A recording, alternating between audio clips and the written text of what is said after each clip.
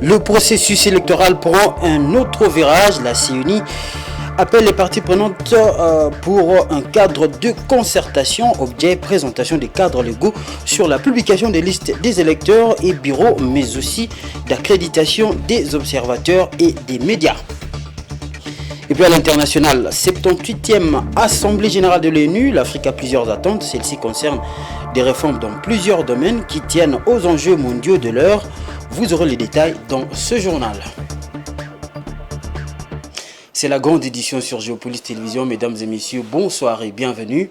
La Commission électorale nationale indépendante a invité toutes les parties prenantes au processus électoral de prendre part à un cadre de concertation qui va débuter ce 20 septembre avec comme thème la présentation du cadre légal et réglementaire de la publication de listes provisoires des électeurs et des bureaux de vote ainsi que la présentation du cadre légal d'accréditation des observateurs et des médias. Suivez. Mesdames et messieurs les mandataires et représentants des partis et regroupements politiques, mesdames et messieurs les représentants de la société civile, mesdames et messieurs les représentants des jeunes, peuples autochtones, des personnes vivant avec handicap, dans sa logique de maintenir les échanges permanents avec les parties prenantes au processus électoral, la Commission électorale nationale indépendante est heureuse de vous convier au cadre de concertation qui aura comme thématique la présentation du cadre légal et réglementaire de la publication des listes provisoires des électeurs et de bureaux de vote, la présentation du cadre légal de l'accréditation des observateurs, des témoins et des médias, mais aussi la présentation du dispositif électronique de vote. Le programme y afférent se présente de la manière suivante. Mercredi 20 septembre 2023, cadre de concertation avec les partis et regroupements politiques. Le jeudi 21 septembre 2023, cadre de concertation avec la société civile. Et le vendredi 22 septembre, cadre de concertation avec les femmes, les jeunes, les personnes vivant avec handicap et les peuples autochtones. Toutes ces rencontres auront lieu dans la salle des spectacles du Palais du Peuple à 8h30. Nous vous prions de venir retirer les invitations mardi 19 septembre 2023 au siège de la CENI, situé sur le boulevard du 30 juin dans la commune de La Gombe. Nous souhaitons la bienvenue à tous les participants. L'adieu de la République aux personnes tuées le 30 août dernier à Goma, Peter Kazadi, Premier ministre en charge de l'Intérieur et Sécurité, s'est recueilli devant les cercueils des victimes au nom du gouvernement avant la mise en terre de ces activistes. Peter Kazadi a également transmis les condoléances du président de la République, Félix Tshisekedi, aux familles éplorées. Patrick Ilunga. Sous une pluie battante, le vice-premier ministre, ministre de l'Intérieur, a déposé des fleurs devant les cercueils des activistes tués il y a près de 3 semaines alors qu'ils s'apprêtaient à marcher contre la présence de la MONUSCO en RDC.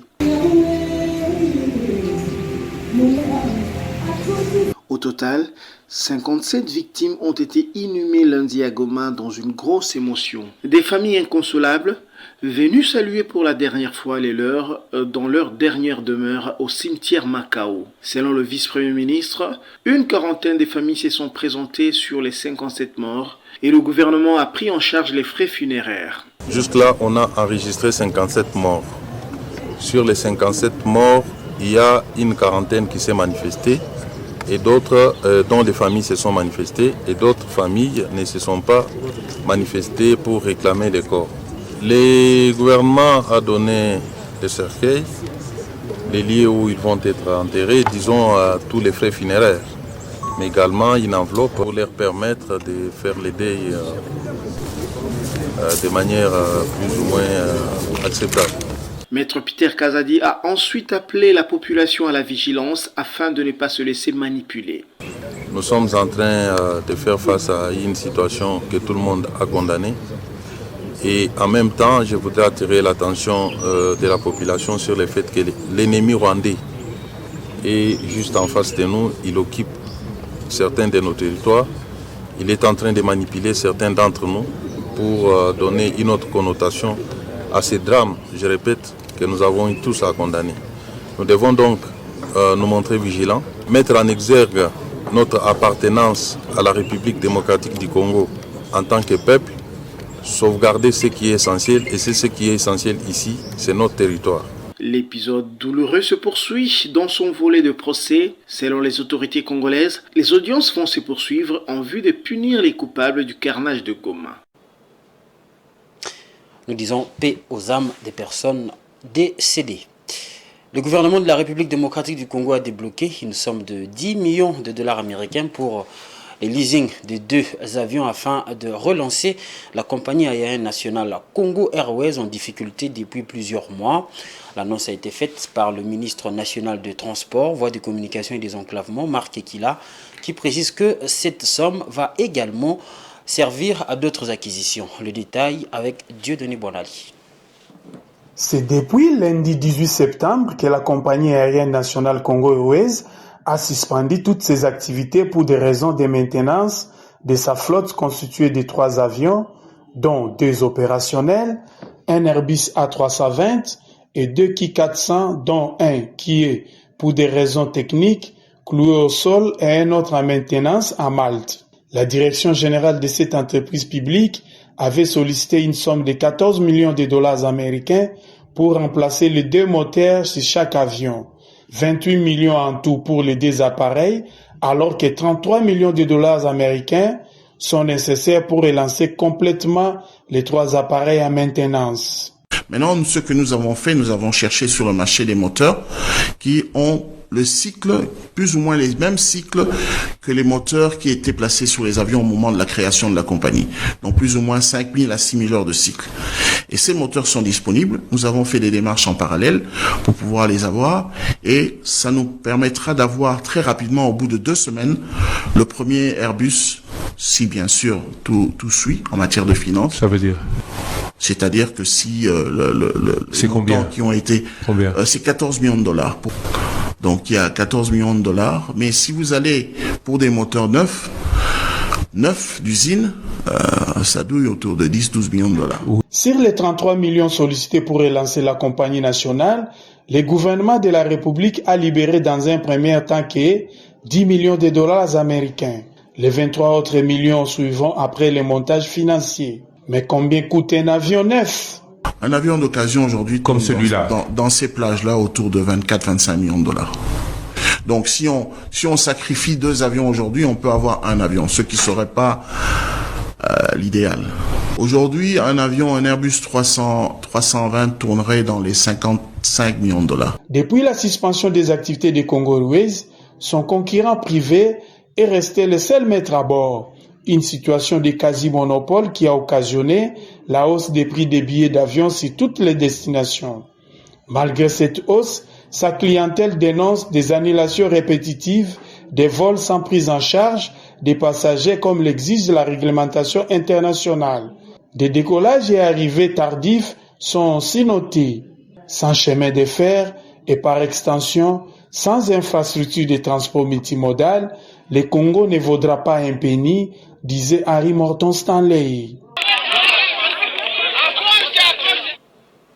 Voilà, autre chose dans ce journal, mesdames et messieurs.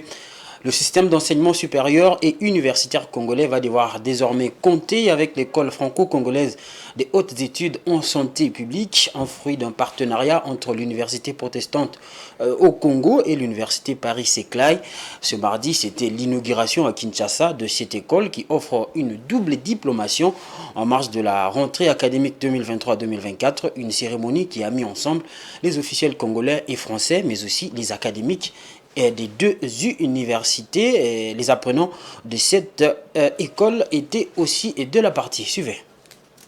C'est dans l'un des amphithéâtres de l'université protestante au Congo que l'inauguration de l'école franco-congolaise des hautes études de santé publique a eu lieu avec sa première promotion en master de santé publique pour l'année académique 2023-2024. Ce nouveau cadre moderne de spécialisation en santé publique est du partenariat entre l'UPC et l'Université Paris-Saclay et la concrétisation d'un projet construit dans le temps depuis 2019 sous l'initiative du docteur Bobette Matulonga. Selon elle, cette école va offrir des enseignements de santé publique aux standards internationaux avec des méthodologies modernes en double diplomation à Kinshasa afin d'éviter des formations ailleurs occasionnant des fuites de cerveau. Une réponse locale efficace au phénomène d'épidémie que le pays connaît.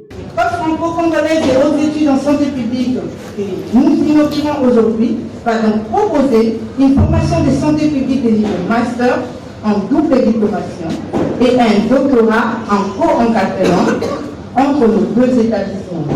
Cette école ambitionne de former des experts congolais sur place en République démocratique du Congo à des méthodologies internationales de qualité, tout en gardant notre contexte local. À l'issue du master, nous apprenons décrochement non pas un, mais deux diplômes. Un diplôme à part entière de l'Université protestante au Congo et un diplôme à part entière de l'Université Paris-Saclay. Ce double diplôme va permettre à des promotions d'étudiants de RDC, mais aussi de la région d'Afrique centrale, voire de l'Ouest, d'accéder à une formation à la recherche de haut niveau, mais aussi à la pratique de l'épidémiologie de terrain contextualisée qu'ils n'auraient pas eu s'ils étaient formés exclusivement à Paris-Saclay. Nous savons tous que les besoins professionnels de santé publique ne sont pas couverts, quelle que soit la région du globe et en particulier en Afrique. Le vice-ministre à la santé publique représentant son ministre, mais aussi le secrétaire général à l'enseignement supérieur et universitaire ont salué cette œuvre, symbole d'une véritable coopération entre Kinshasa et Paris, basée sur les échanges de connaissances dans le domaine de la santé. L'école inaugurée.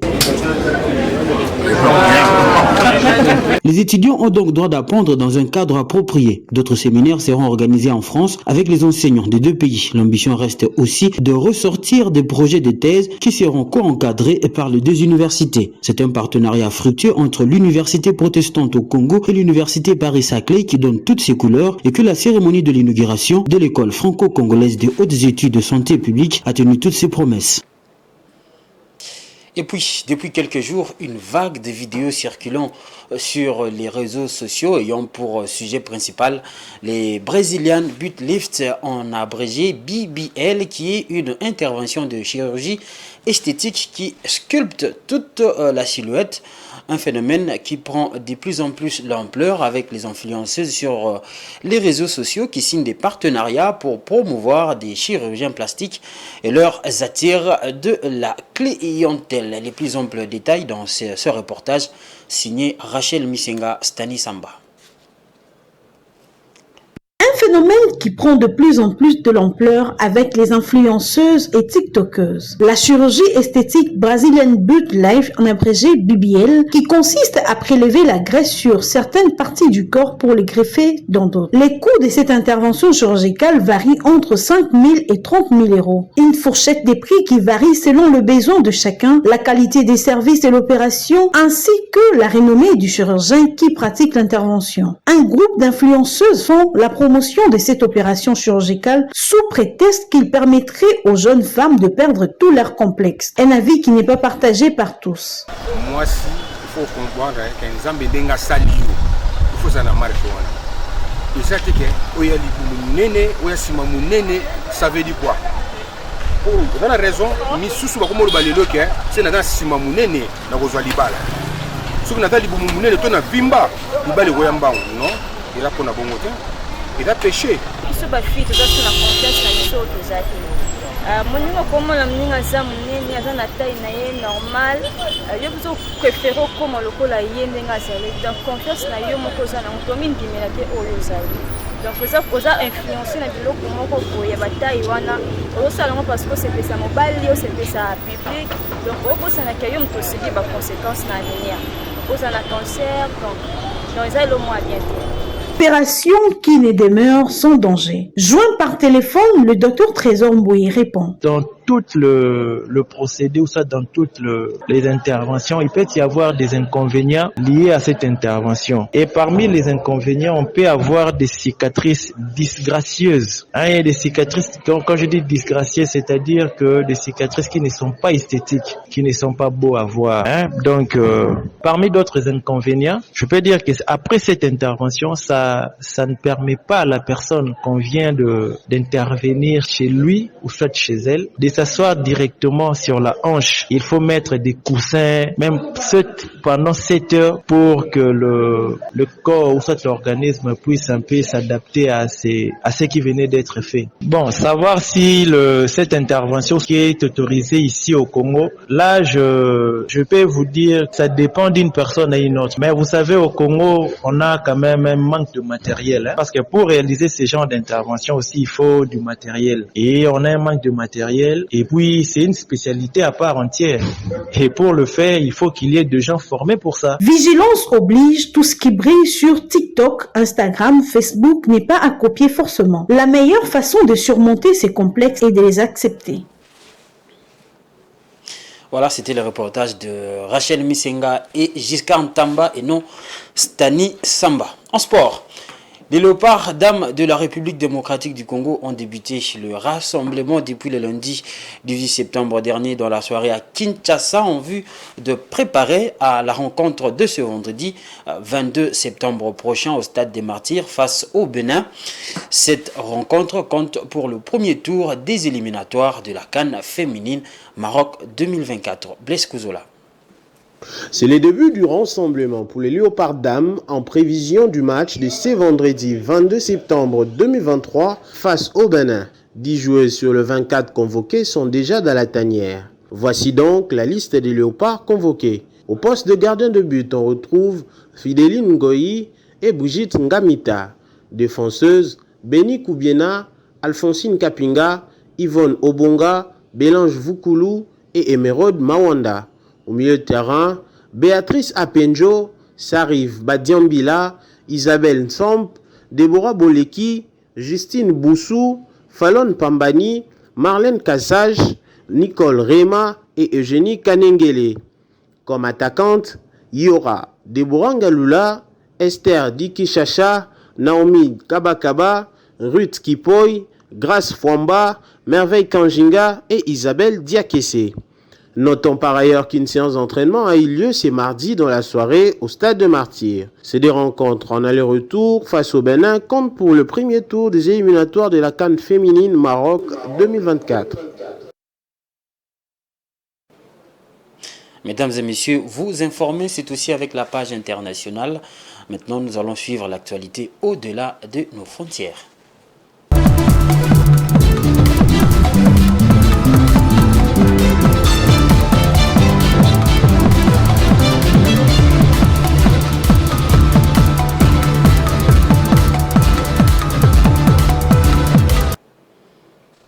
La page internationale nous amène au Nigeria où les problèmes des infrastructures de transport deviennent plus contraignants face aux dynamiques économiques et démographiques. Pour y faire face, le gouvernement fédéral a réservé environ 431 milliards de naira, soit environ 546 millions de dollars américains pour accélérer la mise en œuvre du programme de dualisation des routes principales du pays d'ici 2025. Jojo Moulamba. L'État fédéral réserve 546 millions de dollars américains pour un programme de dualisation de routes principales. Les fonds seront pourvus à hauteur de 50% par la Société nationale nigériane de pétrole et permettront de payer les entreprises en charge de travaux en cours sur certains tronçons et ceux en passe d'être lancés. Ces financements permettra d'éviter l'interruption des chantiers en cours ou le ralentissement du processus de densification du réseau routier national. La Société nationale nigériane de pétrole est actuellement l'un des principaux bailleurs de projets routiers nigérians dans le cadre de la stratégie gouvernementale. Une stratégie qui consiste à faire préfinancer la construction de routes par des investisseurs privés locaux en compensation de crédits d'impôt. D'autres opérateurs privés tels que le groupe Dangote, MTN Nigeria, ont aidé à construire ou réhabiliter plusieurs centaines de kilomètres selon l'État central. Bien qu'étant l'une des premières économies africaines, Le Nigeria figure toujours parmi les pays au réseau routier le moins dense du continent, la poussée démographique et l'urbanisation rapide de villes et autres régions n'ayant pas été accompagnées d'une politique de développement conséquent des infrastructures routières. Et puis, la 78e Assemblée générale des Nations Unies s'est ouverte ce 19 septembre 2023 au siège de l'ONU à New York et se déroulera jusqu'au 26 septembre avec 55 États et plus de 1,4 milliard d'habitants. L'Afrique représente 25% des membres de l'ONU. Les attentes du continent sont nombreuses. Une réforme du système financier mondial, une plus grande représentativité de l'Afrique aux instances de l'ONU, l'égalité face au dérèglement climatique, entre autres. Suivez nos amis d'Africa 24. Reconstruire la confiance et raviver la solidarité mondiale, accélérer l'action sur l'agenda 2030 et ses objectifs de développement durable en faveur de la paix, la prospérité, du progrès et de la durabilité pour tous. C'est sous ce thème que s'ouvre ce 19 septembre 2023 à New York, aux États-Unis, la 78e Assemblée générale des Nations Unies. L'Afrique sera vivement représentée à ce sommet de haut niveau par une cinquantaine de chefs d'État et de gouvernement qui vont entre autres négocier une place de choix pour le continent comme membre permanent du Conseil de sécurité.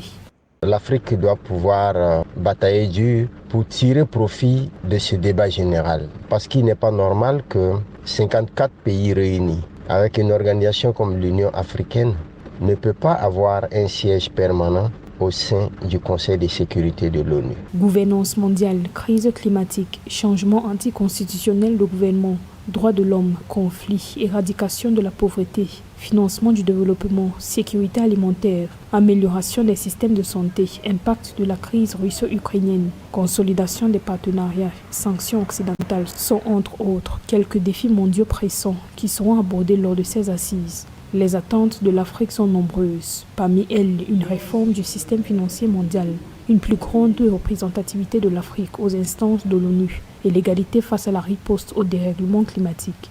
L'enjeu majeur pour l'Afrique est de prendre les dispositions pour pouvoir parler d'une même voix, pour défendre la cause de l'Afrique d'une seule et unique voix. Avec 55 États et plus d'1,4 milliard d'habitants, l'Afrique représente 25% des membres de l'ONU.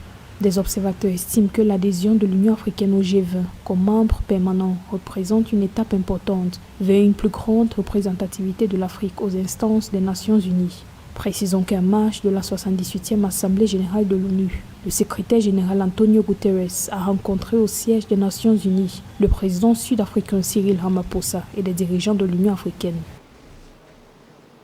Voilà, une autre manière de vous informer, c'est avec la revue de presse.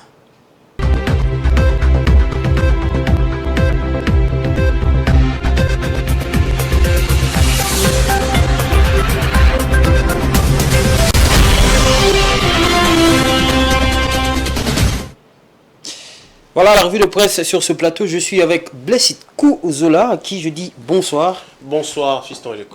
Vous vous êtes emmené ici avec deux sujets principaux et on va commencer par Dieudonné Kamouleta poursuit son cheval de bataille dans la formation continue des magistrats. En effet, Fiston Eleko, c'est l'Avenir qui titre dans sa manchette Dieudonné Kamouleta fait de la formation continue des magistrats son cheval de bataille. Selon Dieudonné, pour Dieudonné Kamouleta, les sujets de ce jour nous interpellent tellement parce que nous sommes en retard par rapport à l'évolution de notre propre société, avec tous les problèmes climatiques que le monde connaît et en notre qualité de pays solution. Nous devons avoir des instruments non seulement juridiques, mais aussi judiciaires qui permettent que nous soyons des moteurs et que les autres puissent suivre, a-t-il dit. Dans le même ordre d'idées, la prospérité, titre Cour constitutionnelle, Dieudonné Kamouleta s'engage dans la bataille de la formation des magistrats pour la protection de la faune et de la flore. Dieudonné Kamouleta Badibanga président de la Cour constitutionnelle et du Conseil supérieur de la magistrature, œuvrant sous sa casquette de scientifique, a postfacé le livre intitulé « La résolution de conflits écologiques en République démocratique du Congo », un ouvrage du premier avocat général du parquet général près le Conseil d'État Dieudonné Tarcisse Kanyama, qui a été porté sur le fonds baptismaux par le premier président de la Cour de cassation le samedi 16 septembre 2023 à la Maison de France à la Gombe. Et il y a lieu de rappeler, en présence de plusieurs acteurs, allais-je dire, de plusieurs acteurs du monde judiciaire, mais également scientifique. Oui, le deuxième sujet, Blessed Kozola de votre revue de presse, Salomon Idi Kalonda, le dossier loin d'être terminé. C'est un forum des As qui le dit, Fiston Leko. Salomon Kalonda dénonce un procès de la honte. C'était donc à l'occasion de la deuxième audience du procès de celui qui est affectueusement le conseiller spécial de Moïse Katumbi, qui s'est tenu le lundi 18 septembre dernier à la cour militaire de Kinshasa à Gombe. Arrivé sur les lieux en ambulance, un cathéter perceptible sur la main gauche, Salomon Kalonda tenait à assister à cette séquence de son procès pour trahison. Sur demande du ministère public, le tribunal a renvoyé le dossier au 25 septembre. C'est un Salomon Kalonda malade qui s'est donc présenté devant la cour militaire de Kinshasa-Gombe hier lundi pour sa deuxième audience. Monsieur le Président, je me présente ici devant vous malade contre l'avis de mes médecins. Je ne devais pas me présenter ici parce que mes médecins ont voulu me maintenir. Autant la mort peut m'emporter par la maladie, autant cette situation que je vis aujourd'hui après ces procès de la honte peut également m'emporter, a déclaré le conseiller spécial de Moïse Katumbi, écroué depuis 113 jours à la prison militaire de Ndolo. Ça n'est donc tout pour la revue de presse de ce soir, Fiston Leko. Oui, comme vous avez dit, Blessed Kouzala, ça n'est fini pour cette revue de presse. Merci merci à vous d'être passé. C'est à moi de vous remercier. Ouais, c'est la fin de cette revue de presse.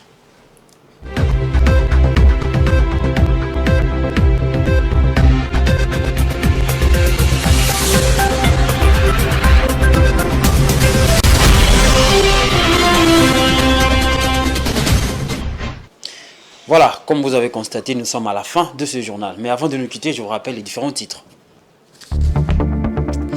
Le processus électoral prend déjà un autre virage. La CENI invite les parties prenantes à un cadre de concertation, objet présentation des cadres légaux sur la publication des listes d'électeurs, mais aussi des bureaux de vote, des bureaux de vote et des listes d'accréditation des observateurs et des médias.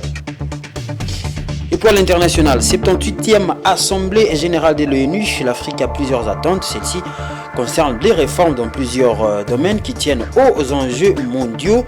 Et vous avez suivi les détails dans ce journal. Ça n'est fini complètement pour ce journal. Merci de l'avoir suivi. Restez branchés sur le programme des Géopolis Télévision. Tout juste après moi, vous allez suivre la rencontre de la première rencontre, on va dire, de la Ligue des Champions avec Blessed Kozola qui sera ici sur ce plateau avec son invité.